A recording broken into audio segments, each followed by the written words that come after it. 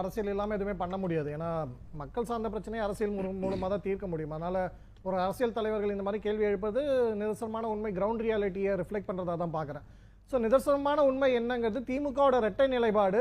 அவர்கள் அரசியல் ஆதாயத்துக்காக பல விஷயங்களை வந்து அவர்கள் தேர்தலுக்கு முன்னாடியோ இல்லை எதிர்கட்சியாக இருக்கும்போதோ அவர்கள் பேசி வரதை வந்து ஆட்சிக்கு வந்தப்பறம் அதை மறந்துடுவாங்க, இல்லாட்டி அதோட ஆப்போசிட்டாக அவங்க வந்து எக்ஸிபிட் பண்ணுவாங்கிறதுக்கு நிறைய எக்ஸாம்பிள்ஸ் இருக்குது. ஒன்று அது வந்து நம்ம வந்து மாநில சுயாட்சின்னு பேசுறது, ஆனால் அவர்கள் மத்தியில் கூட்டாட்சியில் இருக்கும்போது மாநில சுயாட்சி மாநில உரிமை சம்மந்தப்பட்டதுக்கு ஆளுநர் சம்மந்தப்பட்டதுக்காக எந்த நடவடிக்கையுமே எடுக்க மாட்டாங்க. அப்போ பொதுப்பட்டியலில் இருந்த விஷயங்களெல்லாம் பற்றி பேசவே மாட்டாங்க. அவர்கள் பவரை மட்டும் அனுபவிச்சுட்டு பேசாமல் வந்துடுவாங்க. இந்த மாதிரி பிஜேபி மெஜாரிட்டியில் இருக்கும்போது கவர்னரோட பவர்ஸ் இருக்குது, எஜுகேஷன் கன்கரண்ட் லிஸ்ட்டில் இருக்குது, இந்த விஷயங்கள்லாம் அங்கே இருக்குது அப்படின்னு பேசுவாங்க. ஆனால் அவர்கள் ஆட்சியில் இருந்தப்போ அதை பற்றி எதுவுமே செய்ய மாட்டாங்க. அதே மாதிரி சமூக நீதினு பேசிட்டு இப்போ பல்வேறு அமைச்சர்கள் மீது என்ன குற்றச்சாட்டு வரதை பார்க்குறோம், வீடியோஸில் வைரலாக போகிறத பார்க்குறோம்.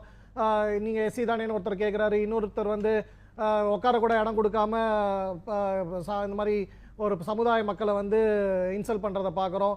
இன்னொருத்தர் வந்து பெண்களுக்கான உரிமைன்னு பேசிட்டு ஓசியில் தானே நீங்களா வரீங்க பஸ்ஸில்னு கேட்குறது. இந்த மாதிரி அவர்கள் எதெல்லாம் எடுக்கிறாங்களோ சமூக நீதினா அதுக்கு ஆப்போசிட்டாக பிஹேவ் பண்ணுறது, பெண் உரிமைன்னு சொல்லிட்டு அதுக்கு ஆப்போசிட்டாக பிஹேவ் பண்ணுறது, மாநிலத்தோட உரிமைன்னு சொல்லிட்டு அவர்கள் மத்தியில் கூட்டாட்சியில் இருக்கும், மாநில உரிமைக்காக எதுவுமே பேசாமல் இருக்குது. அதே மாதிரி இந்த மொழியும் அவர்கள் அரசியல் ஆதாயத்துக்காக சார் சொன்ன மாதிரி 65லேருந்து அந்த 67 பவருக்கு வரதுக்கு முன்னாடி அதை எடுத்து பண்ண மாதிரி தான் அவர்கள் அதுக்காக பண்ணிட்டு தமிழ் வளர்ச்சிக்கு என்ன பண்ணிட்டாங்கிற கேள்வி நியாயமான கேள்வி. ஏன்னா அப்படி 67க்கு முன்னாடி எத்தனை பேர் தமிழ் வழி கல்வியில் படித்தாங்க, இன்னைக்கு எத்தனை பேர் தமிழ் வழி கல்வியில் படிக்கிறாங்க, ஜாஸ்தியாக இருக்கா கம்மியாக இருக்கா? ஒன்று. சரி 67 கூட விட்டுருங்க, 2011லேருந்து இவர்கள் வச்ச ஏகே ராஜன் கமிட்டி ரிப்போர்ட் நம்ம போன வருஷம் நீட் அப்பெல்லாம் இதே டைமில் டிஸ்கஸ் பண்ணது. ஏகே ராஜன் கமிட்டி கொடுத்த ரிப்போர்ட்லேருந்து இவர்கள் அமைச்ச குழுவோட ரிப்போர்ட்டே என்ன சொல்லுது, 2011 தொடர்ந்து வருஷா வருஷம் மாணவர்களோட தமிழ் வழி கல்வியில் படிக்கிற மாணவர்களோட எண்ணிக்கை கம்மியாயிட்டு வருது. ஏன் கம்மியாயிட்டு வருது? அரசு பள்ளியிலேயே தமிழ் வழி கல்வியில் படிக்கிற மாணவர்களோட எண்ணிக்கை கம்மியாயிட்டு வருது. அப்புறம் நீங்கள் எங்கே தமிழை வளர்த்தீங்க? ஒன்று. அதே மாதிரி தனியார் பள்ளிகளில் வந்து தமிழை 2ஆம் மொழியாக எடுக்கிறவர்கள் மாணவர் எண்ணிக்கை வருஷம் வருஷம் கம்மியாயிட்டே வருது. நீங்க